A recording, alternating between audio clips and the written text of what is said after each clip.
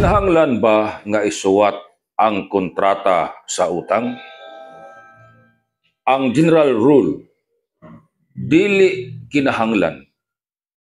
Gumikan kay kung magkauyon ang isig kahuna-huna sa nangutang ug nagpautang og duna sila'y consideration silahang nasabutan, mamugna na ang gitawag og kontrata. Valid ang kontrak sa pagpangutang bisan wa pa gisulat. Apan, paminaw kamo sa apan, kay mao ni ang exception. Under Article 1358 sa the New Civil Code, niingon, nga kadtong kontrata nga dunay konsiderasyon nga amount nga nilapas og 500 pesos, kinahanglan nga isuwat.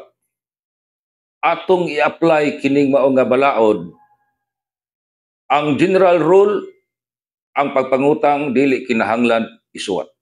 Apan kung lapas na gani og 500 pesos ang utang, nagtudlo kanato ang balaod nga labing maayo nga kini isuwat